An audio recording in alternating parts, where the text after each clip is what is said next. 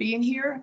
As you probably know, I'm Martha Sansever with the project manager in the Lorton Community Center with the building design branch with the Department of Public Works, along with Claudia Chalou, who's also the project manager on the library, and we've been working together on this project. There's others on the Fairfax team. I was going to let Christine introduce herself first. Nobody else from your office is here, Christine, right? So. No, I don't see anyone. I'm Christine Morin, Supervisor Stork's Chief of Staff and Lorton resident, and we are very excited about this project coming to fruition very soon. I think we all are actually, which is nice.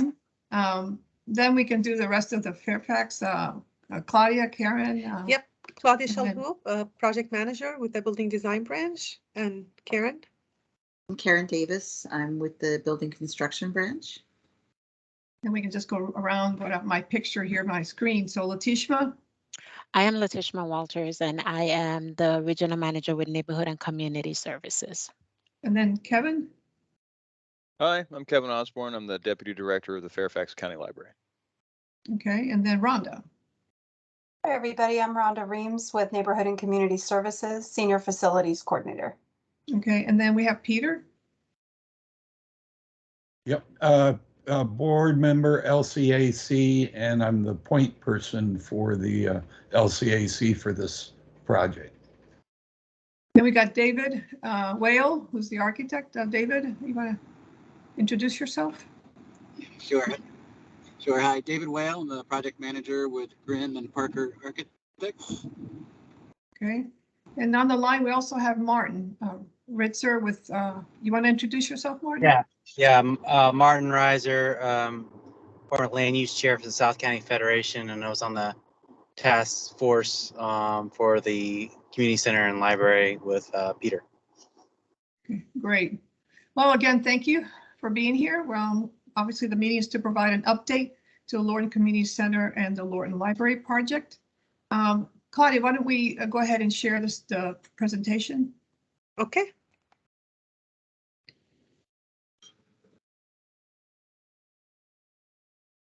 Okay, the first slide. We can go. Can everyone see? Yes, I can. Oh, okay. Okay, the next slide, the agenda. First, we'll review the agenda. We'll go over the current status and schedule of the project and construction. We'll look at some construction photos, first of the site area, the building exterior, and some interior views of the building. Then we'll NCS and library will go over their programs and services to be offered. And then any questions or comments at the end. Next slide. The current status, the project's divided into 3 phases. We have phase 1A, 1B, and then phase 2. Phase 1A was completed in last November of 21. And that was a partial completion of the park and the field, so that the residents could use the park area during the construction and also the path. Phase 1B construction, which is currently underway, is a substantial completion of the building. We anticipate this summer of 22, which is this summer. That's the completion of the community center and the library and the partial parking area. There's an area on the right-hand side that will be completed with the phase 2. Phase 2 now then will be when LCAC moves into the building. It will be the demolition of the Murphy House, along with completion of the park. The rest of the park, the path, the grass, will complete the lights that are up there, and then also the parking. Then the grand opening is anticipated for September of 2022. Next slide. We'll start with the exterior of the park, some of the views as of Friday. First, I have the partial rendering there of the park, of the site plan really. The bottom area shows is where the building is, and then the connection from the building to the park is a sidewalk area, which you'll see that on the right. I'm standing there from the building looking down towards the park with bioretention areas on your left and right. So there'll be a lot of greenery, which then connects the building to the park. And then the lower area is getting closer to the park and the view of, again, the field and the trees. And then you can barely see it, but there's mulch areas there where the future playground and fitness areas will be. Next elevation. This is now of the park, a closer look at the park. Again, the left-hand side shows a rendering of the playground that we're providing for the project. On the right-hand side is standing like in the concrete area looking towards the Murphy House. And again, that whole mulch area there on your right is where the adult fitness area will be. The lower picture is from that sidewalk that I mentioned earlier towards the very end, again, looking towards the park. And the children's area will be to the left, and the fitness area for the adults will be on the right with that circular picnic area. And then, of course, the path will go around all that and connect to the rest of the path around the field. Next slide, please. Now we have the exterior elevation of the building. The top is the rendering that we've showed several presentations already now. And then the bottom is the same view as it currently was on Friday. Now, again, it was a busy day for the contractor, so there's a lot of equipment and vehicles out there.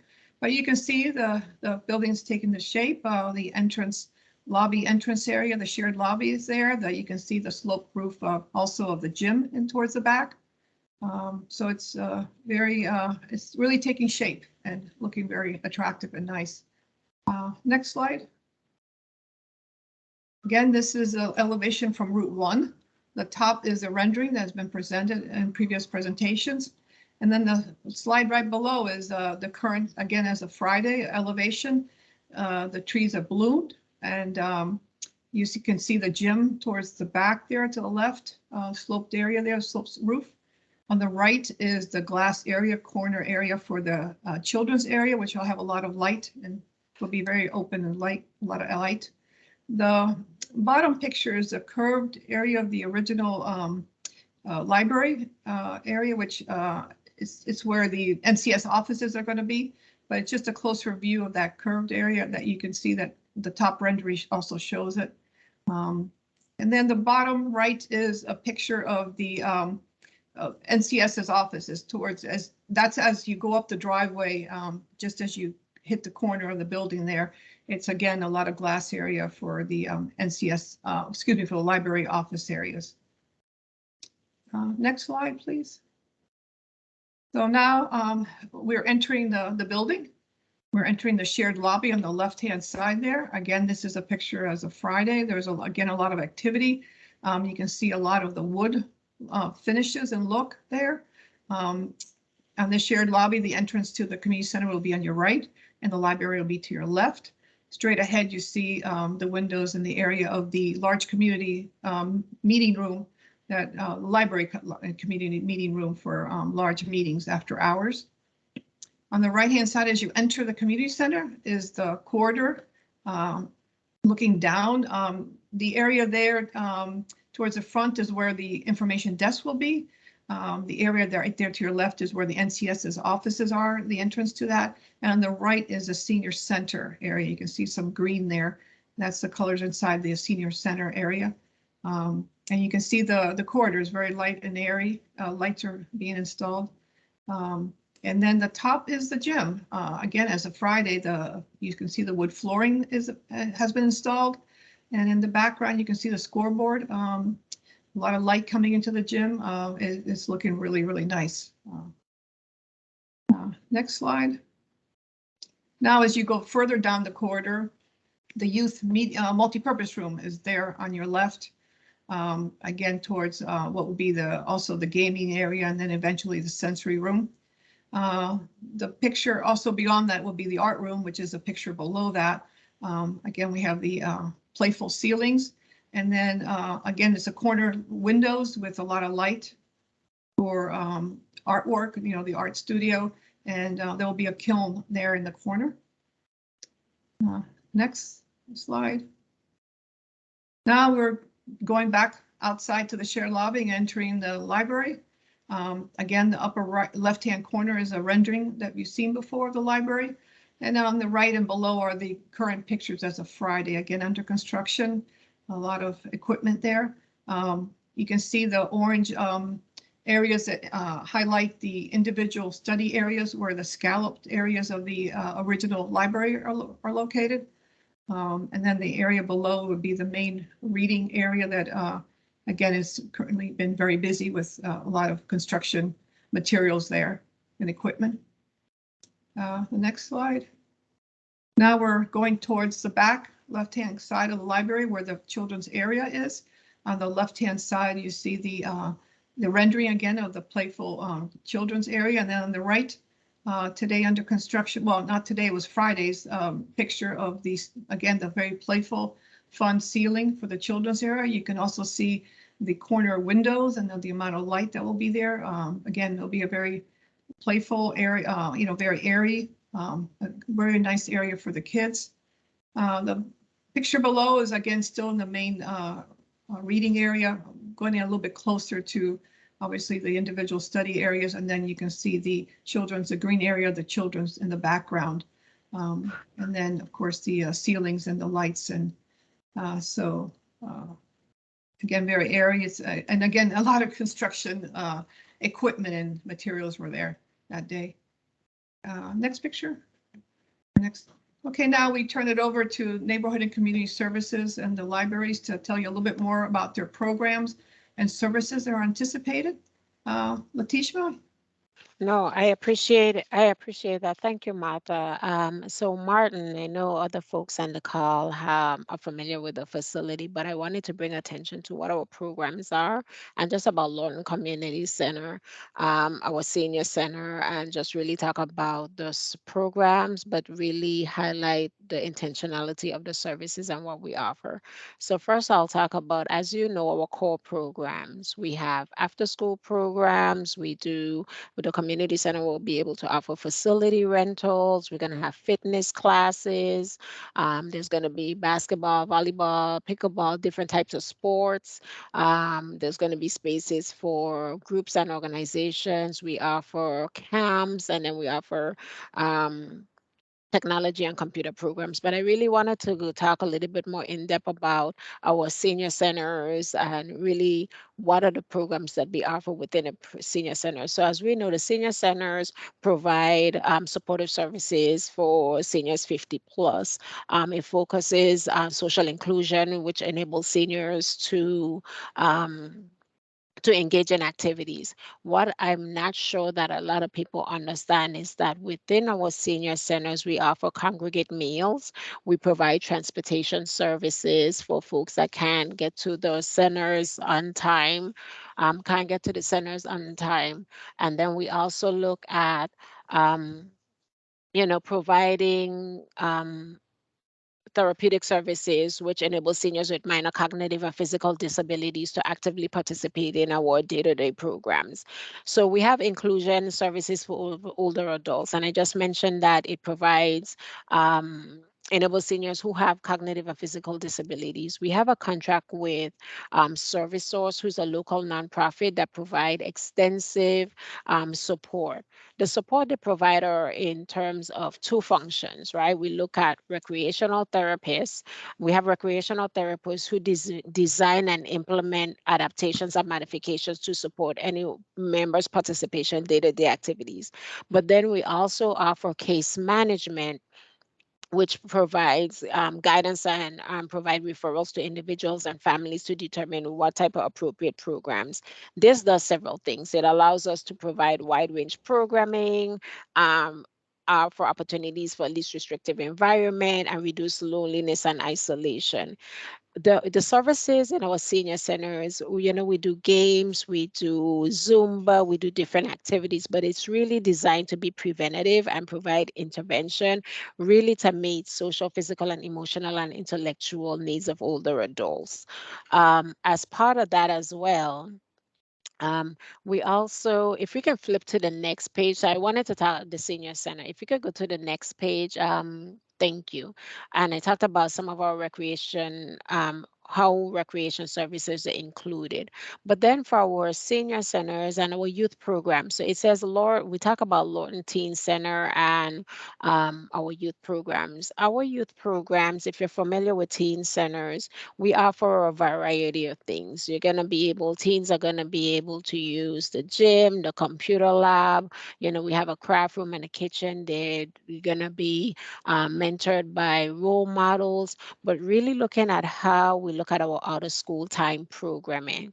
There are several things. We want to be able to provide a creative and safe learning environment, but really our out of school time really looks at how do we ensure that we have a framework that supports young people doing the best, strong positive relationships, developmental relationships. We really look at 5 elements in our programs: express care, challenge and growth, providing support, sharing power, expanding opportunities. So it's more than just teens coming in the building and being able to utilize um, the gym, or the multi-purpose room or the gaming area. Is really how do we look at our service delivery and understanding how do we meet people how do we meet teens and youth across the continuum. We follow the Kids at Hope philosophy, which is practiced by not just staff, but everyone within our programs, ensuring that our kids are capable of success.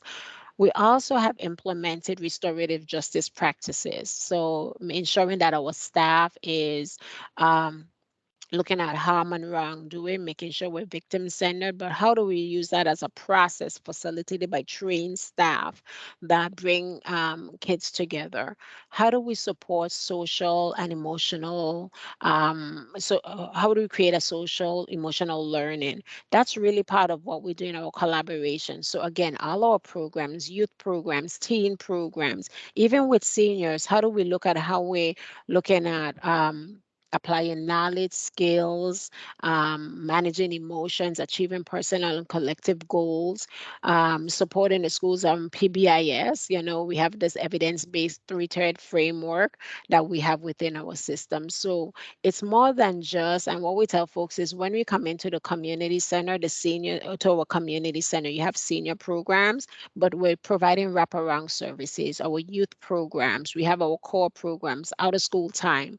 So defining out of school time is when SAC, who is going to run our before and after school programs, when SACU is going to run a before and after school programs. We're also looking at when there's teacher work days, there's going to be programs for teacher work days, spring and summer, spring camp, summer camp, winter camp. How do we looking at these times? And for all ages across the continuum. So we're going to start from SAC is going to do the first graders to 6th graders, but then during out of school time, how do we support our teenagers all the way to 18 years old?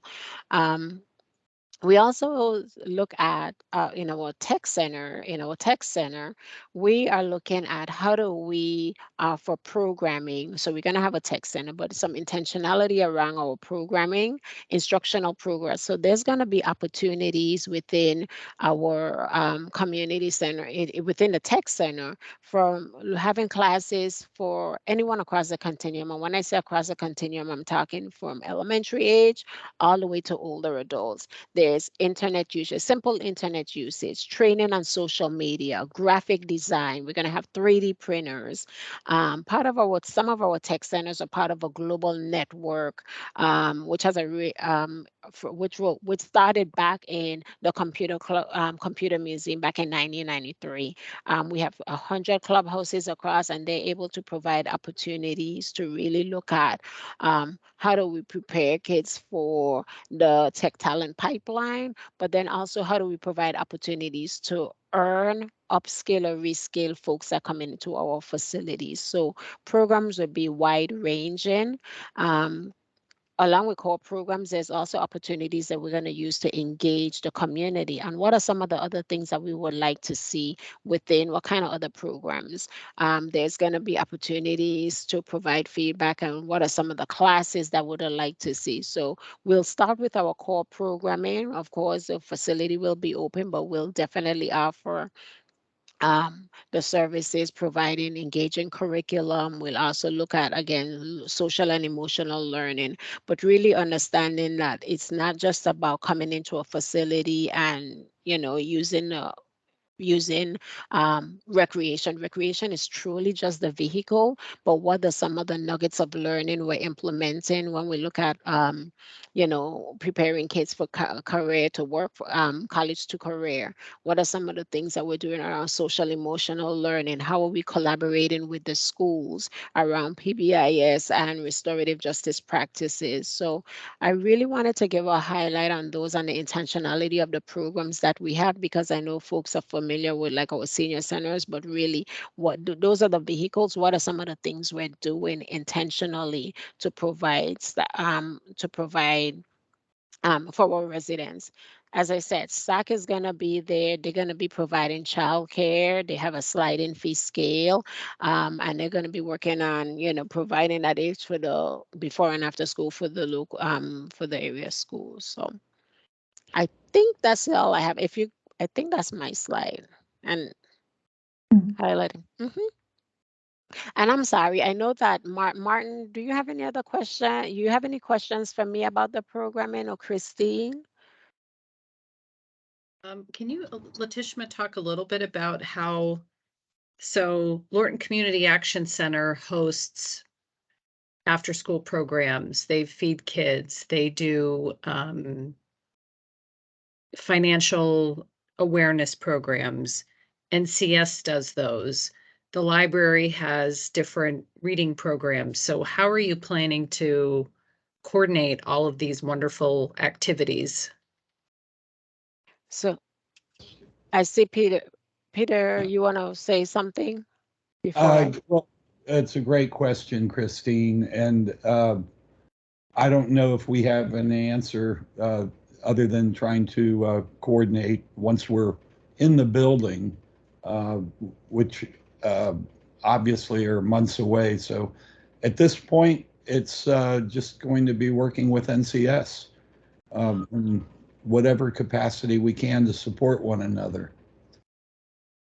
Yeah, and I will also offer up, one of the things we're working on, Christine, is with the different programmings, we have created 3 different groups, subgroups, right? We're really looking at we have a programming subgroup. We also have a operations subgroup.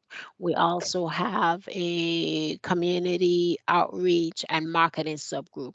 So members of each agency are working collaboratively to ensure there's not a duplication of services. So we meet to ensure there's not a duplication of services. And how do we leverage each other's agencies for certain things? For example, I'll give an example.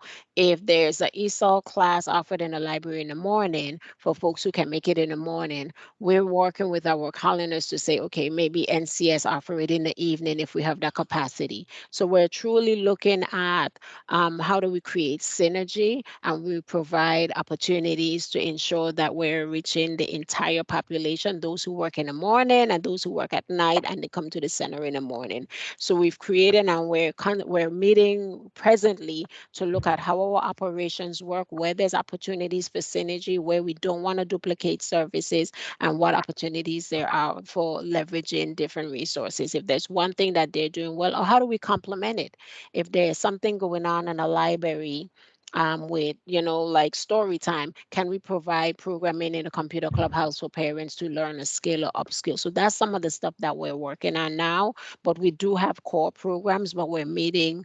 I think we met last week. One of the groups met last week, and each group are meeting weekly. So that's some of the things that we're doing to ensure that we don't duplicate services, and we're providing a variety of activities to support the community during different times.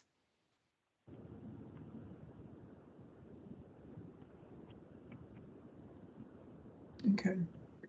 Christine, I'm sorry. I'm trying to see your face on camera. Oh, sorry. My computer, it's slow, so it's Yeah. not, when I click on it, it takes a minute. So, so who's the master scheduler? Who's responsible for, like, when if I'm a citizen and I'm coming in and I want to know what's going on for the week? How, do you know how that will work yet? How will I know what's happening? No, that's exactly what we're doing, because that's some of the stuff we're talking about in our group as well. How do we ensure that when someone walks in the building, regardless of which side of the building, the facility we're on, that we all are aware of each other's programs? So that's the stuff we're working on. That's great, because I know one of the challenges for, LCAC sometimes is childcare. So having everybody, together in the facility and having that synergy and supporting each other, I just think that's going to be amazing. Yeah, that is exactly what we're working on. And just the stuff we don't, just the stuff we think about tours, right? What does it look like for if someone comes in, understanding the nuances, for SAC, there's license requirements. So how do we handle tours? Who would be our concierge, so to speak? So all those are the stuff we're exploring within our subgroups now, to really look at programs and services where there's opportunities for synergy, and then how do we complement each other's services at certain times. And that's why we have the different subgroups. So that's helpful. Okay. Anything else? I'm sorry, I was checking to see if there's anyone else have any other maybe questions. I know Kevin. Christine, and I don't know, I can't see who else is on there. Yeah, If anyone maybe else Kevin might joined. want to go ahead and finish the library services, and you can go ahead and finish that. Sure. So as the slide there indicates, that's got lots of little specifics. We're going to have around a 30,000 physical item opening day collection in the building. So that's books, DVDs, kids books, adult books, whatever. Of course, anyone who gets a Fairfax County Library card will have access to all of our digital resources. In Lorton specifically, we're going to have Chromebooks for people to check out. We're going to have Wi-Fi. There's multiple rooms that people can access. We've got study rooms. We've got 2 conference rooms. We've got the meeting room, which is of course available after hours. And then all library events and programs go into a central calendar for the library, so that when people are looking for things to do, they can narrow it down to Lorton specifically and see everything that's coming. Or if they're looking countywide or region-wide, they can say, oh, I want to go to I'm looking for an English language practice group, right? And then if Lorton has one, it'll appear, people will know that they can go do it. While they're there coming to the library, they will learn about the other facilities on the campus and ideally engage with them as well. We're going to have local staff, so we're going to have an adult services librarian and a youth services librarian. They're responsible for programming efforts, usually driven by community interest and community need. So, of course, the classics like story times and book groups, and then, tech help or gardening or, whatever it is that the need presents itself. And then we also have on the administrative side, a programming team who do like targeted specific kind of program efforts. Oh, I'm getting feedback. There we go. Which, so like summer reading, stuff like that, like system-wide programs. There will be events and coordinated efforts at Lorton. And then in terms of what are we going to do together, on the topic of like synergy, working together, the staff of the library will ideally work with the rest of the staff to figure out, to make sure we're not doing things at the exact same time, right? Like part of that extra step of Lorton is going to be probably, weekly, maybe even more frequent conversations with the staff from the community center and the other subgroups to just like coordinate effort, make sure that we're doing the best things at the best time. Fortunately, there's a lot of flexibility, I think, on both sides of that equation, just to make sure that we're offering the citizens the best experience in the location. Okay, thank you. Kevin mentioned something that I remembered is the facility, of course, has a Wi-Fi throughout the facility, but we're also having Wi-Fi availability out in the parking lot. So that's something that's a lot I wanted to point out. That would be interesting. It'll be good for the community. Okay, and that's it for the presentation. I don't know if there's any questions or comments. Dave, I don't know if you want to say something about the facility or any comments, but if he's there. I'd be happy to take any questions, but we're just excited to have it open. So, Yeah. Coming soon. Yes, exactly. Thanks. Great. Can I add one more thing? I just want to say, as we look forward, one of the things we encourage folks, their ideas and suggestions. Right now, we have the senior center is open, and we encourage folks.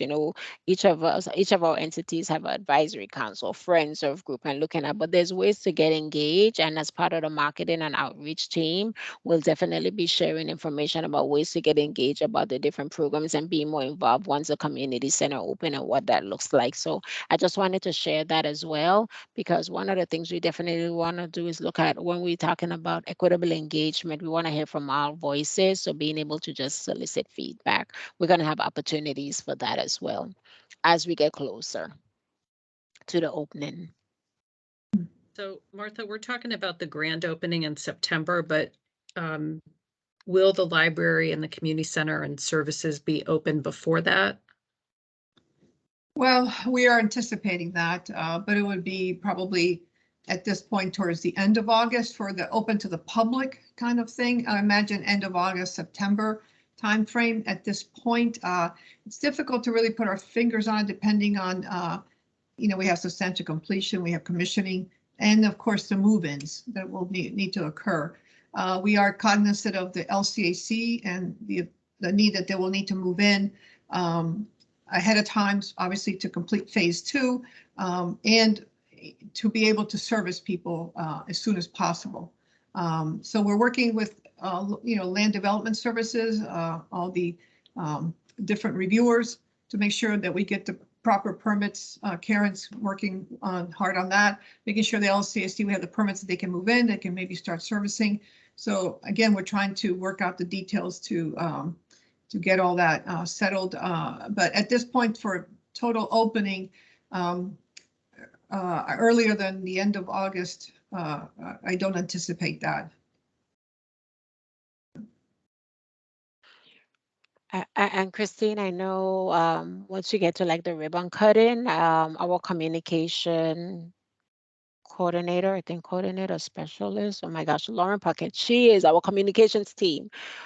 She's going to work with Camilla, supervisor, your office and there's a timeline put together, a dossier and everything, which I just like saying the word, but that's what she does. So she'll be working with your team to come up with a timeline. I know they start like 2 to 3 months out in terms of the planning. So as we get closer, but she did confirm that that's the timeline, and she'll be working with your office to ensure that we look at the date, with the ribbon cutting and come up with a plan and create a dossier for that. So just wanted to share that as well.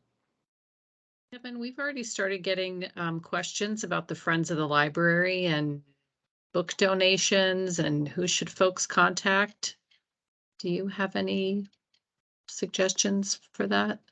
I don't know. I don't know if there's an active Lorton Friends group, and if there is, they would be the people who would receive donations. But until we have a total handle on the build out, I don't know what their space is going to look like or what their availability will be like to store. Okay, and I see on here that we have Karen Corbett Sanders, our Mount Vernon District school board member, is with us. Welcome. Okay. Did you have any questions for us? They're muted, but Yeah, she's on mute. yeah.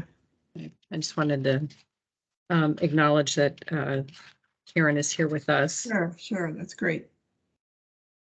Appreciate that. Another question. Thank you. Oh, there you are. Yeah. I'm sorry, I got a call coming in right. It's been one of those evenings. I started the evening at the hospital with unexpected octogenarian uncle. So, but I've been listening. I've been on the call.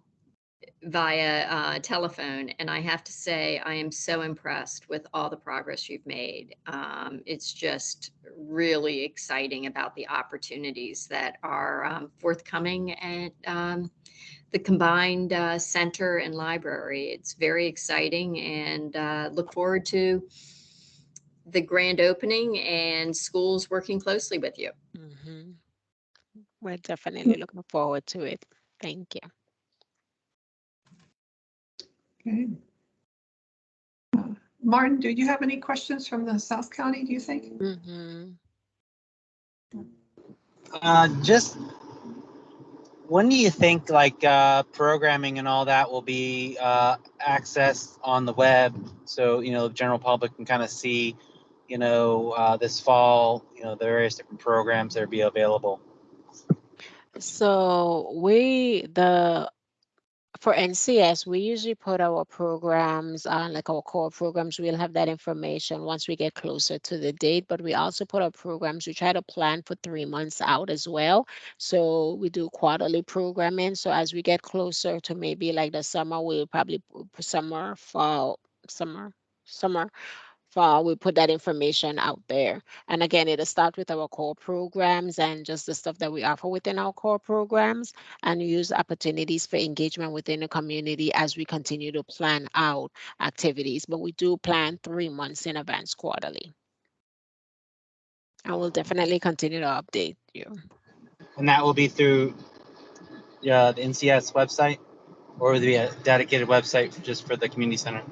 So it'll be NCS website, and then we create a website just so right now we have the Lorton Senior Center website, but we create a website for the Lorton Community Center, and it'll be a dedicated website. Yes. Great, thank you.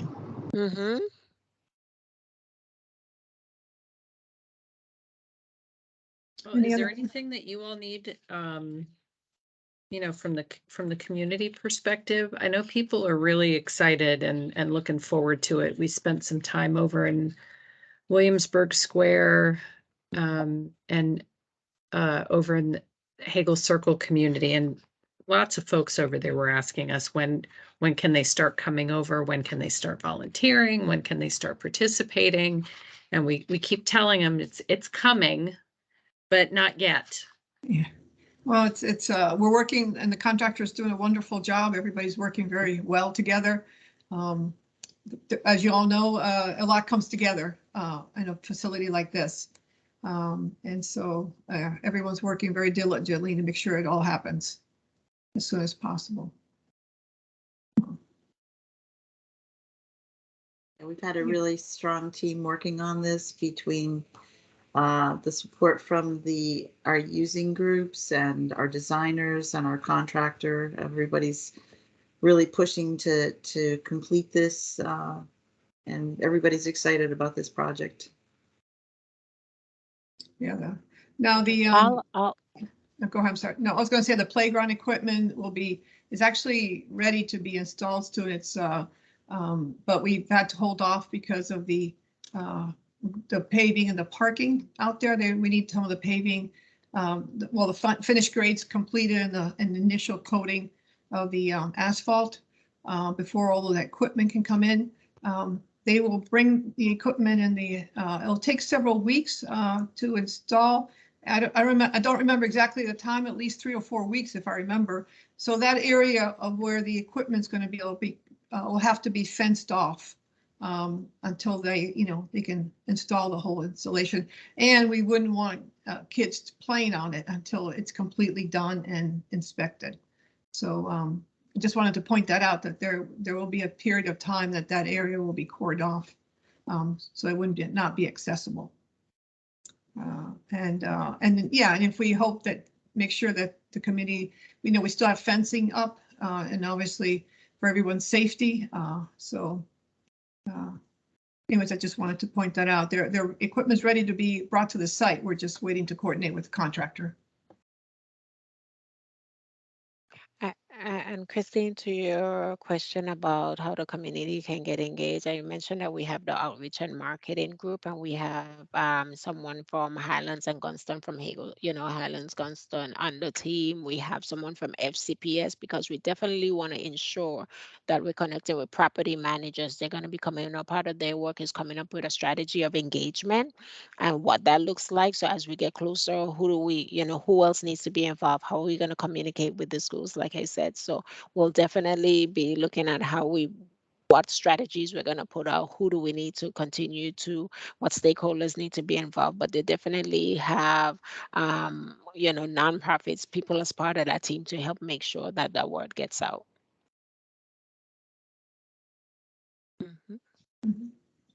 Great. Well, certainly appreciate all of you coming together tonight and giving this update. And Martha, if you could let us know when it's posted to the website, we'll share it out with the community as well, so folks can come take a look at it. Alex and I spent some time this morning at the Spring Hill Active Adult community, and they had a lot of questions. So I think I'm going to send them this link, and I know they're going to find a lot of helpful information out of out of everything tonight. So certainly appreciate all your time.